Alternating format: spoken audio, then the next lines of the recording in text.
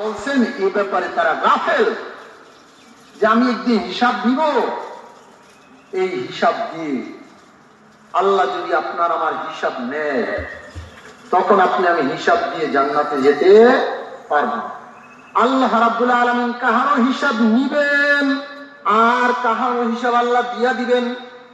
আল্লাহ হিসাব দিয়ে দিবেন, যাও এই তোমার আমলনামা, দুনিয়ায় থাকতে এই সমস্ত কর্মকাণ্ডগুলো তুমি করেছো, এই কর্মকাণ্ডের হিসাব তোমার উচিত, আমি ওকে করে দিলাম, যাও এই জান্নাতের সার্টিফিকেট নিয়ে যাও, তোমার হিসাব শেষ।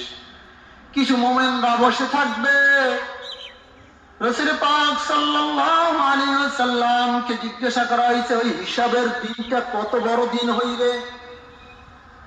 আল্লাহর নবী বলছেন এই হিসাবের দিনটা 50,000 বছরের সমতুল্য।